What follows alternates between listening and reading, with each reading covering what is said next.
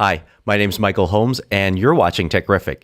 Make sure to subscribe for other software reviews and tutorials like this one. In today's video, I'm going to walk you through the green screening process in both Premiere Pro as well as Screenflow. To give you a quick background about my setup, I do have a 3-point lighting system. I'm using the Marrantz turret to record this video and audio right now. Green screen in the background as well as the stand and clamps. I'll have all of the links to the hardware that I'm using in the description below, and you can purchase through those affiliate links to help support this channel. Now, a quick note about the Marrantz camera. It's not quite the same as using a DSLR because, it's going directly into the computer versus having to take that extra step of taking the SD card out.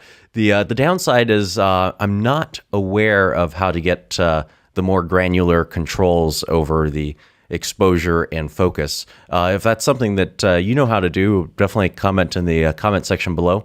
I'd be interested in hearing about that. And then also just another quick note about the hardware that we're using. This is not the ideal setup for a green screening situation, just because ideally I'd have one more light behind me pointing at the back of my head.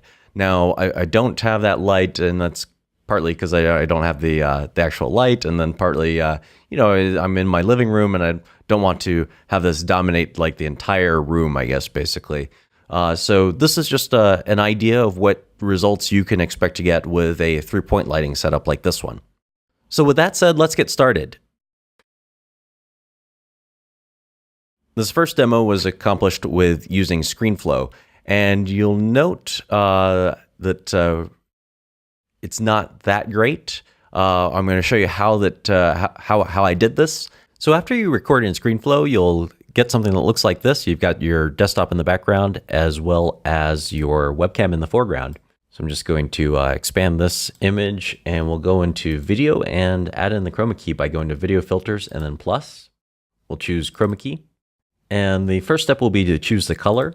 So I can click on this and we can define it as the color of my t-shirt or the chroma key background. If we turn off the effect, we can kind of fine tune where in the chroma key background it's sampling the color from. And then we've got 3 different controls that we can fine tune. This first one, white clip, I'm just going to look for the minimum level, which will get rid of all of the green from the screen. And then tolerance, this one is one that could affect my t-shirt because it's a kind of a bluish colored t-shirt, which is similar to green. So looking for another level which gets rid of most of the green. And then this angle is really the one that's going to help bring my t-shirt back. But I don't want to go too far in that direction. I can make some more minor adjustments, but let me turn off the drop shadow. But I can see that the area around my hair is really kind of pixelated and junky looking. But this is basically as good as you can get it in Screenflow without buying additional hardware to kind of make a better green screen situation. Let's jump into Premiere Pro so you can see that process next. And I think that that's going to yield a lot better result. Now, this video was recorded using Premiere Pro for the chroma keying. I think that this is getting us a bit closer, and again, I'll show you how I did this. So now we're here in Premiere Pro. I'm going to hit Command-I to import the background that we were using in Screenflow, as well as the clip that we want to green screen. I'll just drag the clip out onto the timeline. And I'll hit Shift-7 or choose the chevron here and go to the effects panel. And I'm going to be looking for the Ultra key. I'll click on the video clip and then go to Effect Controls. And I can see the Ultra key effects right here. It's got some great defaults here, so I can go relaxed and just kind of choose the color of the green screen here. And you see that it kind of whitewashes a little bit of the area in this portion of the screen. Let's try aggressive. This is getting a lot better. If I play this now, this is pretty workable, and you see that like the area around my head is not as pixelated and crazy. That's just using the defaults. There's a ton of different controls here that you can kind of play with. And I'm not even 100% sure, I guess, like what all of them do specifically, but I know that this choke and soften here, this is a way of getting it to kind of like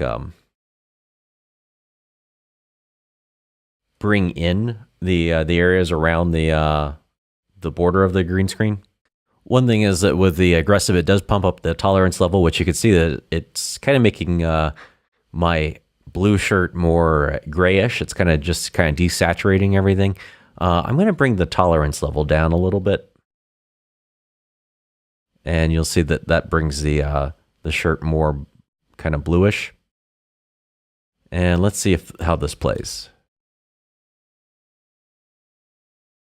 So I'm pretty happy with this result, and I think that this shows that as far as chroma keying goes, that Premiere Pro is the kind of clear winner in this. Now, obviously, if you're going to be adding in a bunch of callouts and actions onto your desktop recording, that's where the Screenflow software shines, because while you could do that in Premiere Pro, it's just not as intuitive or easy. So I think both softwares have their place. Let me know what you think in the comment section below. I think that this video will be helpful for those people that maybe have only been using Screenflow and maybe just were getting frustrated with why they weren't being able to get a good green screen image.